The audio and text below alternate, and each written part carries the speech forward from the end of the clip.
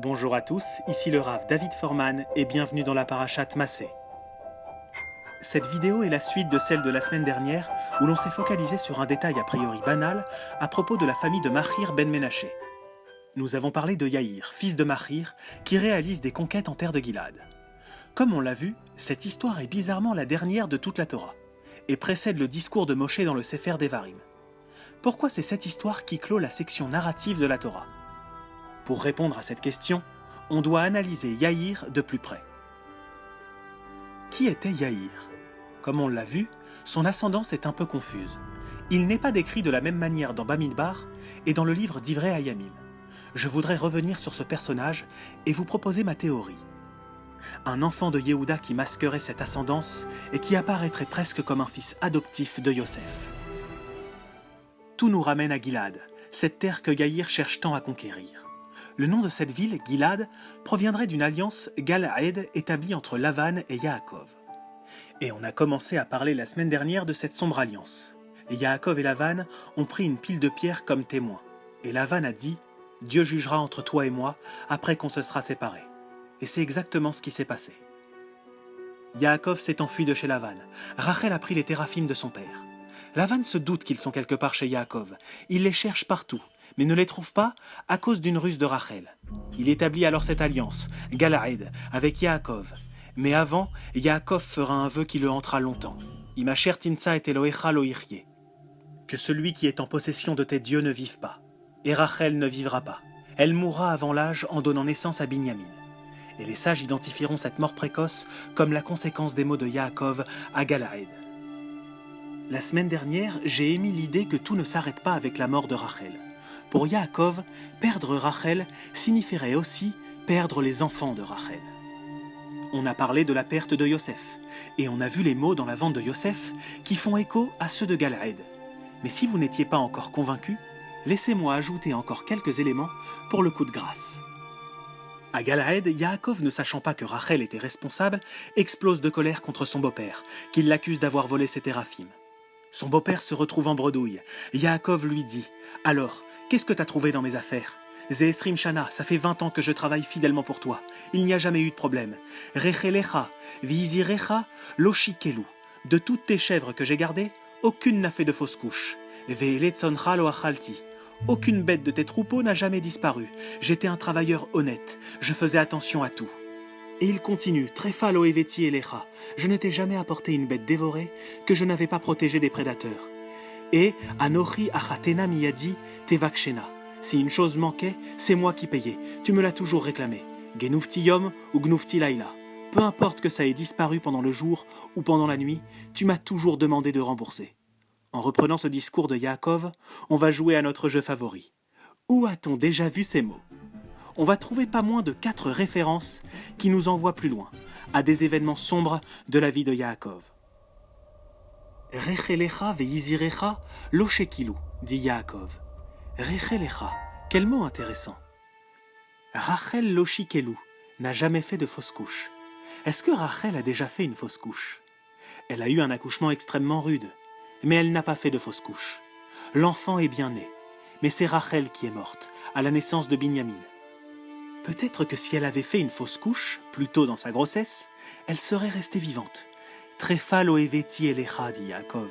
Je ne t'ai jamais apporté une bête déchiquetée. Déchiquetée.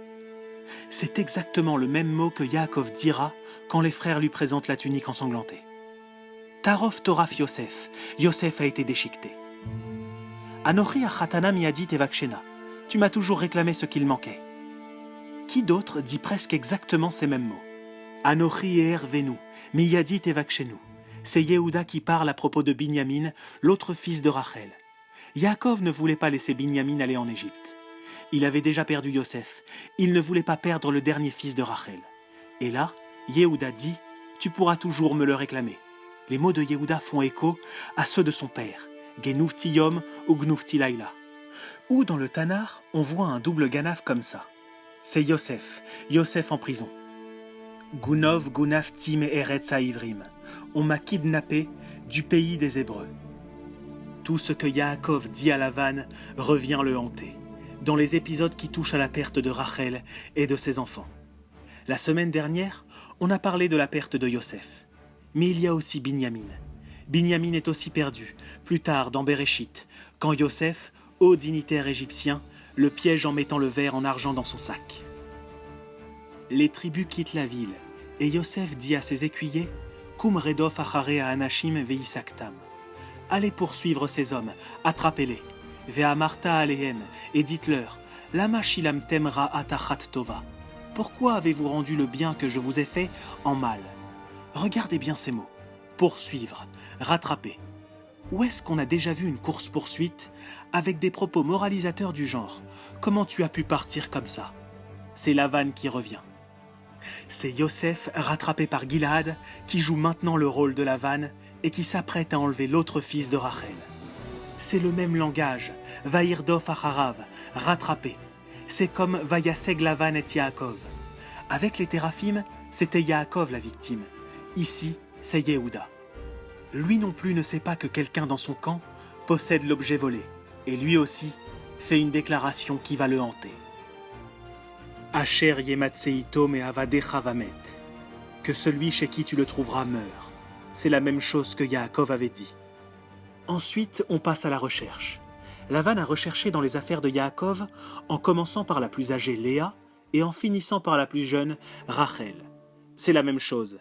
Vayechapes begadol eshel uvakaton, kila vayimatse hagavia behamtachat binyamin. Et là, il trouve le verre. C'est le moment où tout semble perdu, tant avec Binyamin qu'avec Rachel. Mais ce n'est pas le cas. Lavan ne trouve pas ses Téraphim, et tant Binyamin que Yosef, les deux resteront membres de la famille de Yaakov. Pourquoi? Grâce à Yehuda. Yehuda se souvient qu'il s'était porté garant pour Binyamin auprès de son père. Il tient alors un discours saisissant à Yosef, où il dévoile toute la vérité. Il dit « Je me suis porté responsable pour cet enfant. Mon père a déjà perdu des enfants de Rachel, sa femme bien-aimée. Je ne peux pas le laisser perdre le deuxième. » Yehuda affronte la terrible vérité. Mon père aime Rachel et la préfère à ma propre mère. Il fut un temps où j'ai voulu vendre un fils de Rachel, cette femme préférée de mon père, parce que je ne supportais pas cette réalité. Mais cela ne va pas se reproduire aujourd'hui. Prends-moi à sa place, laisse Binyamin rentrer chez son père. Yosef est pris d'émotion, il se révèle à ses frères. Et Yosef et Binyamin retournent chez Yaakov. En fermant le livre de Béréchit, on commence à voir l'héritage de Galaed, cette alliance de Lavan avec Yaakov qui met en péril Rachel et ses enfants. Et ce n'est autre que Yehuda, lui qui avait émis l'idée de vendre Yosef, qui réussit à vaincre cette alliance, qui sauve finalement Yosef et Binyamin et qui les ramène au bercail. C'est grâce à Yehuda qu'il y a une tribu de Yosef dans le peuple juif.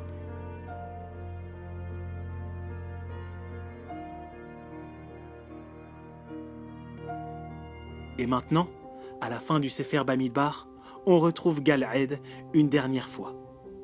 Finalement, Gilad, cette ville qui tient son nom de Galaed, est récupérée par le peuple juif grâce à Yaïr ben Ménaché, un fils de Ménaché. Et pourtant, comme on l'a souligné dans Divrei Hayamim, on apprend que ce Yaïr ne descend de Ménaché que par sa grand-mère. En fait, il appartient à la tribu de Yehuda. C'est l'acte de réconciliation finale. Des siècles après que Yehuda ait vaincu le fantôme de Galaed, un descendant de Yehuda capture Galaed une fois de plus en tant que descendant de Yosef. Yaïr, fils de Yehuda, s'assure que Gilad restera non pas entre les mains du peuple juif, mais fera partie du territoire de Yosef. Il deviendra partie intégrante du territoire de Ménaché. Sa grand-mère est une sœur de Machir ben Ménaché. Quel nom étrange, Machir. Ça sonne comme Mechira, vous ne trouvez pas? Les mêmes lettres que la vente, comme si Ménaché a nommé ses enfants d'après la vente de Yosef.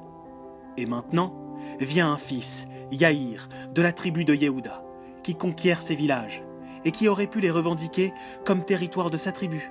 Mais ce n'est pas ce qu'il fait. Il devient descendant adoptif de Ménaché, et conquiert ces villages, mais pour Yosef. La dernière des actions des 40 ans des Juifs dans le désert met en scène des frères qui prennent soin les uns des autres. Et avec cet acte altruiste, Yaïr combat une dernière fois le fantôme de Galaed. Shabbat Shalom à tous.